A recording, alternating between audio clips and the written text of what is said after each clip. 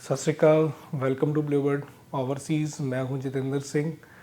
UK embassy को आप कैसे चैलेंज कर सकते हो? मीन्स आपने टूरिस्ट वीज़ा अप्लाई किया, चाहे विजिटर वीज़ा अप्लाई किया, बट आपका वीज़ा रिफ्यूज़ हो गया और वीज़ा ऑफिसर ने जो रीज़न आपको दिए हैं आपकी रिफ्यूज़ल के, वो रिफ्यूज़ल के जो रीज़न है वो वैलिड नहीं है। आपकी प्रोफाइल को देखते हुए आपको लग रहा है कि जो वीज़ा ऑफिसर ने डिसीजन दिया वो एज़ पर आपकी प्रोफाइल नहीं दी है, वीज़ा ऑफिसर को या तो समझ नहीं आई या फिर उसने कोई गलती कर दी है, तो उस आप प्री एक्शन प्रोटोकॉल के लिए जा सकते हो। बड़ा इजी प्रोसेस होता है और इसमें वीज़ास भी आते हैं। आपको कोई भी एम्बेसी फीस दोबारा नहीं देनी होती, इसकी कोई कॉस्ट भी नहीं होती है, बट आप खुद भी कर सकते हो। बट आप किसी की सर्विस लेना चाहो तो उनकी सर्विस भी ले सकते हो, उनकी कॉस्ट हो सकती है। हम भी प्री एक्शन प्रोटोकॉल की जो एप्लीकेशन है वो करते हैं और रिसेंट में हमारे काफ़ी रिजल्ट्स भी हमें पॉजिटिव देखने को उसमें मिले भी हैं। और इसमें जो रिज़ल्ट है वो नॉर्मली 3 महीने में आता है।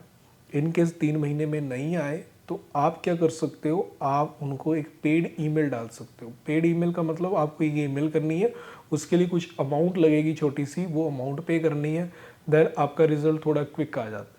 और यदि आपने ऑलरेडी प्री एक्शन प्रोटोकॉल के लिए एप्लीकेशन की हुई है और आपका रिजल्ट नहीं आ रहा और 3 महीने से ऊपर हो चुके हैं, तो आप ईमेल कर दें। और आपको ईमेल नहीं करनी आ रही तो आप हमारी हेल्प लेके भी ईमेल कर सकते हैं, हमारी टीम भी आपके लिए ईमेल कर सकती है, वो एक पेड ईमेल होती है।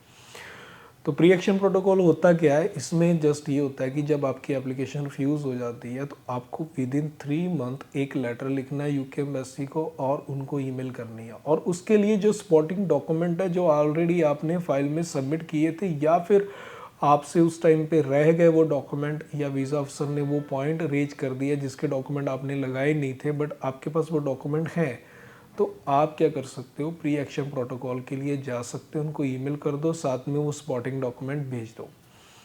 उसके बाद वो क्या करेंगे, आपकी फ़ाइल को असेस करेंगे और यदि उनको लगेगा कि आपकी एप्लीकेशन को प्री एक्शन प्रोटोकॉल में जाना चाहिए, यानी कि असेसमेंट में जाना चाहिए, तो वो आपकी एप्लीकेशन को असेसमेंट के लिए भेज देंगे और आपको मेल कर देंगे विद इन 15 डेज़। यानी जिस दिन आप उनको ईमेल करेंगे उसके विद इन 15 डेज़ आपको एक ईमेल आ जाएगी कि आपकी जो प्री एक्शन प्रोटोकॉल की एप्लीकेशन है वो एक्सेप्ट हो चुकी है और इस पर हम रिज़ल्ट अब देंगे 3 महीने बाद। तो आपकी एप्लीकेशन एक्सेप्ट हो गई।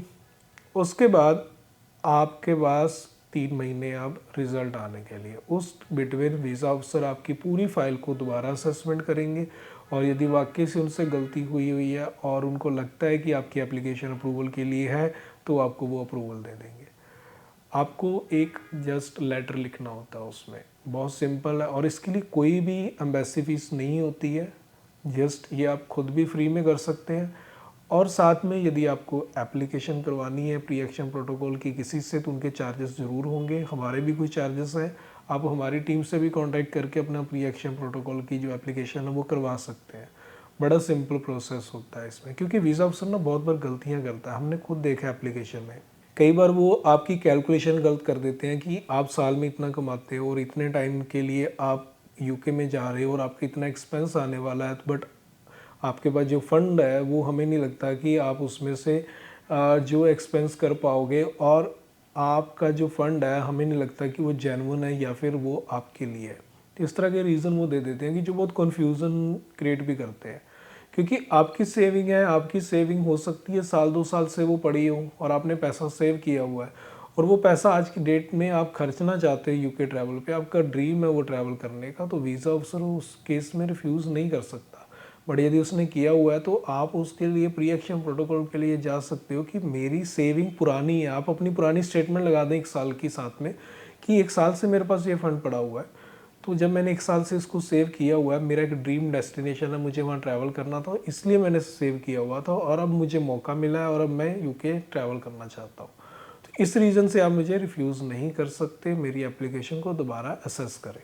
तो उस केस में आपकी एप्लीकेशन जो है असेस होती है। और कई बार होता है कि आपकी कोई लार्ज ट्रांजैक्शन है आपकी एप्लीकेशन में और वीज़ा अफसर उसी को ऑब्जेक्ट कर देता है कि आपकी इतनी बड़ी ट्रांजैक्शन है, ये कहाँ से आई या कहाँ पे पेमेंट गई, आपने इसके बारे में बताया नहीं हमें, वो इसकी वजह से रिफ्यूज़ कर देता है। तो आप उस केस में भी उनको एक्सप्लेन कर सकते हो कि ये पेमेंट कहाँ से आई थी या फिर कहाँ गई है और उसका प्रूफ साथ में लगा दे। उस केस में भी वो केस रिकंसीडर हो जाता है और आपका वीज़ा निकल सकता है, तो आपको रीअप्लाई करने की ज़रूरत नहीं है। तो आप भी अपना प्री एक्शन प्रोटोकॉल करना चाहे तो खुद भी कर सकते हैं, और हमारी टीम से करवाना चाहे तो हमारी टीम से कांटेक्ट करके अपना प्री एक्शन प्रोटोकॉल की एप्लीकेशन करवा भी सकते हैं। तो मिलते हैं फिर एक नई वीडियो में नई इन्फॉर्मेशन के साथ, तब तक के लिए सत श्री अकाल।